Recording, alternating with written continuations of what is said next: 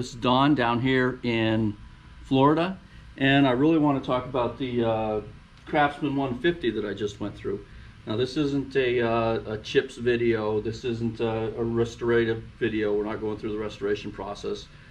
Basically want to tell you what we've already done, and really I'm doing this for my stepdad Russell. He followed me through this via email, and I kind of wanted to show him what we've done with this machine. It's interesting, the Craftsman 150 was built by the King Sealy company, which was actually a division of General Motors. And if you look at this drill press, you can actually see General Motors in it. I mean, if you look at just the design and the features and how it was put together, it screams out that General Motors aesthetic. I don't know if you remember the big GM diesel trains, or even their buses and things like this from back in the 50s and 60s, but this really carries on with that aesthetic, which I think is cool. It's not the old blocky Rockwell type drill press style that everybody else built. It was its own thing. It was a single piece casting, very robust, sturdy. There's a lot to like about this drill press. I think they were mainly made for do-it-yourselfers though, back in the day. Guys that were doing woodwork and things like this, mainly because they ran too fast. Some of the tricks that the guys came up with, and even King Sealy themselves came up with, was to put a reduction pulley up here to lower the speed, and I think that was mainly for metal workers and whatnot. But it didn't come with that. That was an option that you had to put on, and in recent years some of the guys have turned around and set up their own system like that. I went a little bit further with this. Some people have gone and put in the counterweight as well for the table, because that table itself is about 25 pounds, and it just makes it easy for old guys like me to move it up and down. But the problem that I saw when I started looking for the reduction pulley or the table counterweight was that you couldn't get both. You got one or the other. So I kind of set out to do it myself, where I could have a counterweight and a reduction pulley. This unit I bought off of Craigslist. The guy had it advertised on there for a fairly low amount of money, and I went and kicked the tires and whatnot and got it pretty darn cheap. I don't want to say how much, but it was pretty cheap. Overall, it looked rough, but when I went out to look at it, everything in it was really tight. The head was all down like this, and it wasn't completely together. There were some parts missing, but overall it was tight. And when I say it was tight in the quill. The quill had basically no perceptible movement in it. There was some rust, which we took care of, and it was basically just a matter of ripping it down, cleaning it up, and making some modifications. I do want to go through some of the modifications. I have this theory that, or this idea that, if a machine is easier to take care of, you'll take care of it. When you make it difficult to take care of, you're not going to take care of it.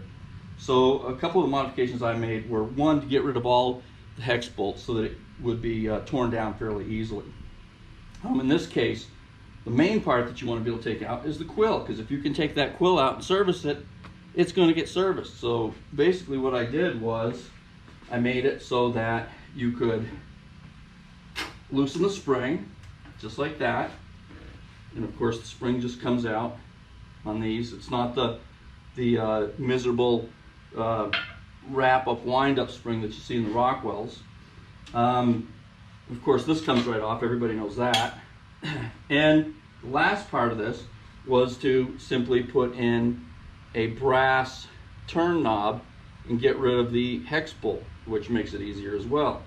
Once you can do all this, then you make it easier to just take the quill right out.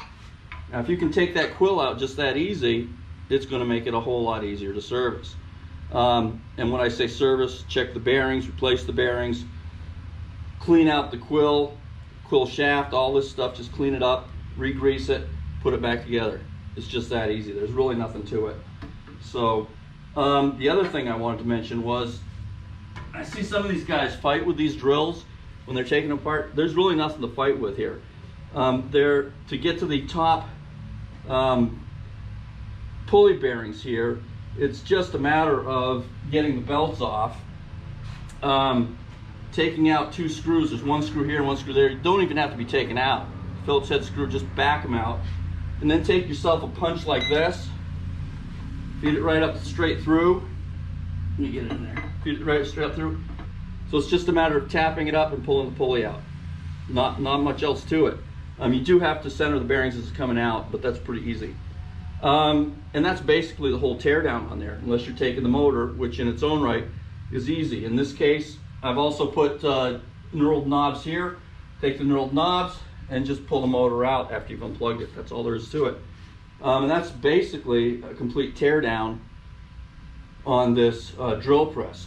Just did a quick reassembly just to show you that it's really quick. Actually, I didn't show you, did I? But it is really quick. Reassembly on this. I did a couple other mods besides making everything knobs, just to take it apart. Installed a light inside the body up in here, which was actually really easy. I've got an old school switch, metal switch right there. Just click it back and forth. It's nice that it's hidden. People don't know it's there, so it's kind of a surprise. Woo! And of course I also put on this oil bottle where I can just go ahead and have my oil ready for dipping there when I'm drilling, which is really handy. The real work came about in setting up the counterweight for the table and for the reduction pulley. So what I'm going to do is go ahead and yank this all out and show you how I did it, and it'll take just a minute. Now to get this out, of course, I have to move this up out of the way. I'll lift the table up to where the counterweight stops, and then just give it a little bit more to loosen the cable here. Okay, and I made a hook on the back so the cable just hooks straight in like that. Okay, and I'll get a better shot of that in just a second. Okay, so let's start here. So back here what we did is we just added a little hook assembly here to move this table up and down, and it simply hooks and unhooks when you want to do any maintenance. Again, here's my knobs for taking the motor off. When we wired the light in to the motor, what I did was I added a quick connector here, because the wiring comes off the back of the switch here and goes in. Just to show you that the thing actually functions well. Okay. Nice 200 RPM speed, makes it a little bit easier. Okay, so with the motor unplugged, ready to take this out. Made a handle here to loosen and tighten the pulley. The pulley is actually set down in a T-slot, so it moves forward and back in a T-slot. It doesn't have the over center or the cam action that takes up so much space in these regular dual pulley setups. So to loosen it up and change tension, I just loosen it there, tighten it there. That's all there is to it. Now let's go ahead and take that out. Let's get the belts off of here. Loosen that up. Actually, you know what? We can just take that right out.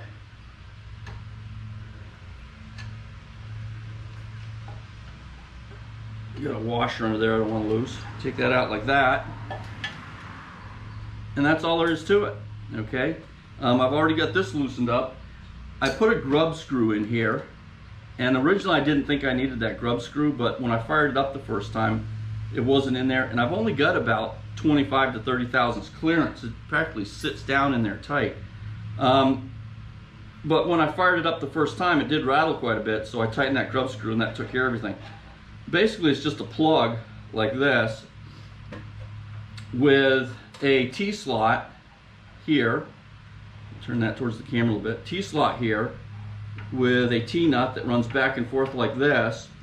And there's probably about 50 thousandths lip right here on this top edge, and that's what keeps it from falling all the way down in there. Well, that 50 thousandths lip is about all I needed to give me room to run this cable subsurface to the bottom edge of the pulley, should the pulley even come close to that. As it turns out, I had more space than I thought I was going to. Got a couple of ball bearing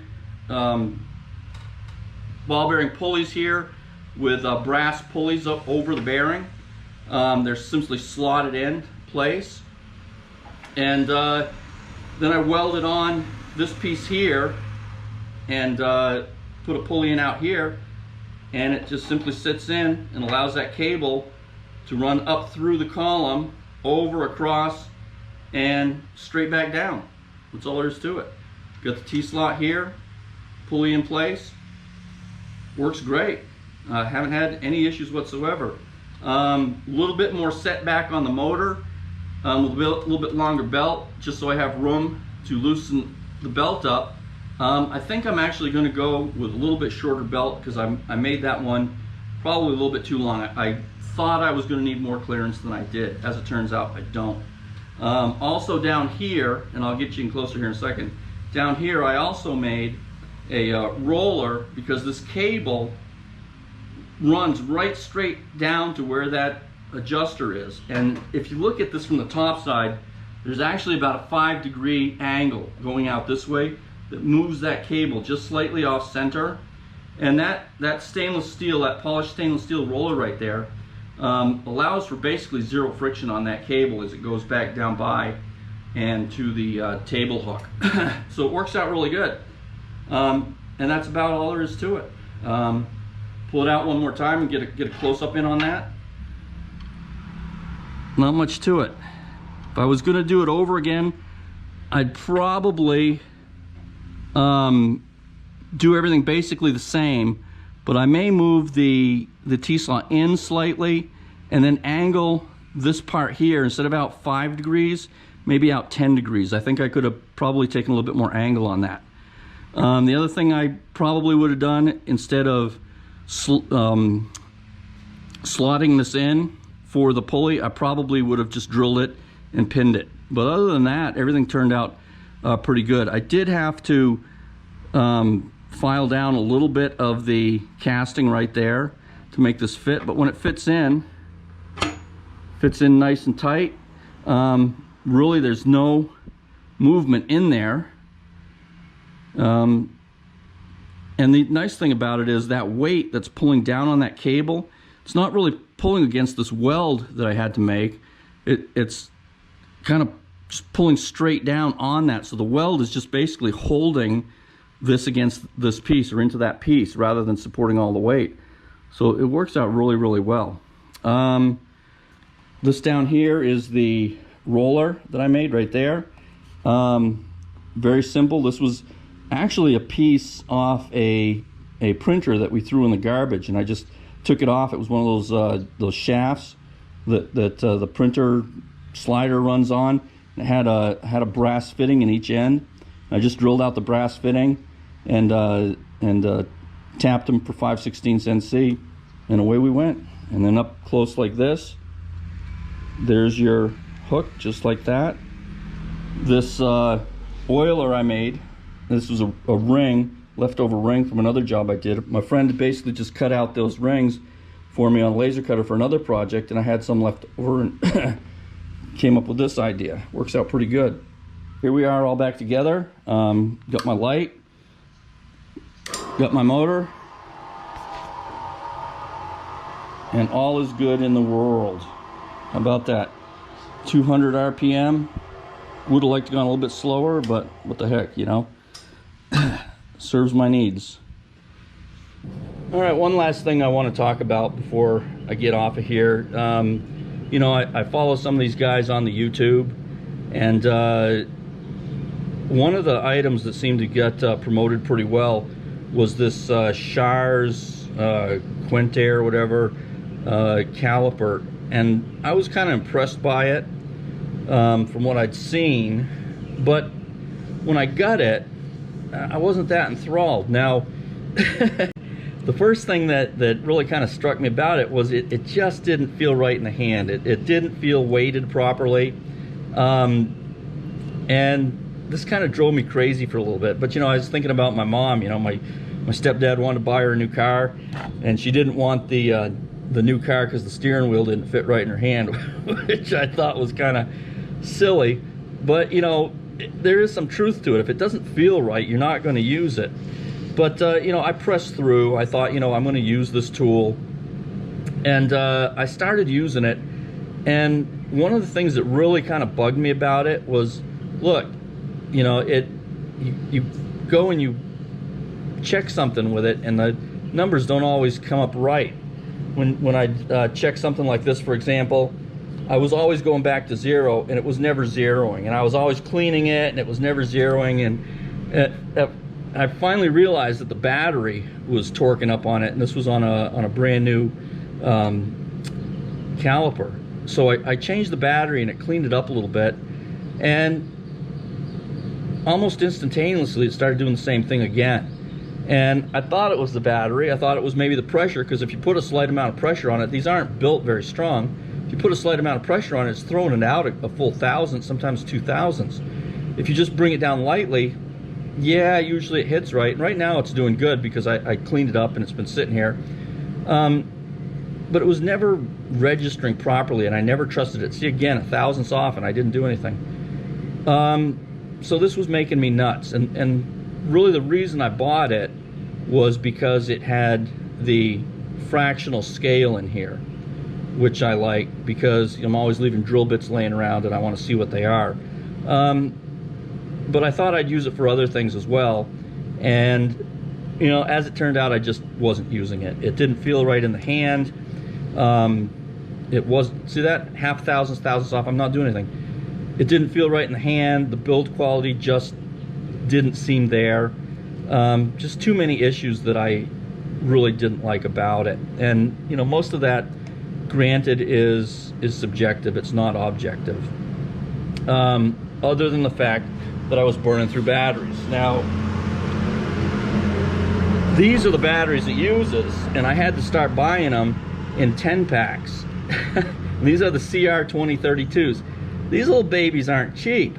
On the flip side, I've got these Mitotuyos, and I've got a couple of these. This one here I keep at the house, and they use the little 357 batteries. I'll leave this stupid thing on all night long, by accident of course, come out, and the battery will be fine. I don't know what it is. I've got another Mitutoyo at my work box, and I've had that for over 20 years, and it's accurate constantly.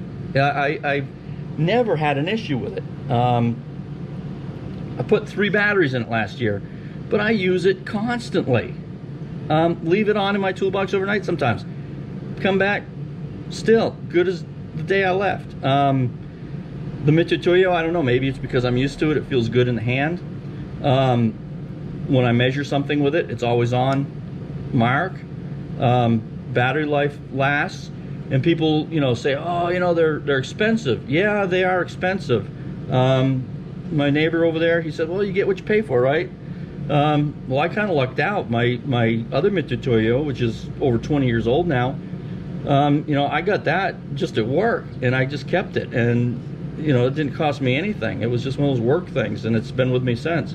This one here, I picked up at a metrology lab for 40 bucks. It was a used one. I guess nobody came and picked it up. I got it, and you know, I don't know how many years old it is. I've had it for 2 years, and it just works just as slick as get out. So, you know, thumbs up to Mitutoyo for their digital calipers. See, I almost left it on. Not so content with the shars. Now, there may be people out there that are. I get you. And you know, party on if that's your thing. Not to slam shars completely, because they may spit in my next order box. But I recently, let me find it here. I recently bought a number of tool holders here from shars. This one's a CNMG, which is negative rake. These were actually really good. I was surprised, because normally I use these this brand here, and you know, I've liked these. These are really good. They last forever. They're well built. But I had to try something else, because you know, the price on those is really going up. And you know, I did. I bought a couple of these Mitutoyo brand holders, tool holders, and they're really good. I'm surprised they're that good. So just wanted to share that with you. And finally, last thing, you know, I was in the service for a long time, and I'd come back to the States a couple of years ago after being about 30 years in Europe, around the world. And I keep hearing people say, thank you for your service. And, you know, it honestly, you know, I get it, but it's kind of awkward. You know, I just thought I'm going to go out there, do what every red-blooded, commie-hating, you know, world-traveling young American man wants to do. And I went out and I did my thing, and I enjoyed it. You know, service ain't always the best all the time, but it was a good life. So it feels kind of odd, you know, hearing that, you know, considering what people here do. And the people that I think need to really be thanked is the American farmer. We take the American farmer for granted like you wouldn't believe, and particularly the small American farmer. You know, the American dairy farmer in particular. You know, I grew up on a dairy farm, and I know those people are out there feeding the world and almost starving to do it. And with a smile on their face. So, you know, if there's anybody that I think is a world, or deserves a world of thanks, it's the American farmer, and particularly the American dairy farmer. So, guys, thank you. And that's about it. From Florida, Don out.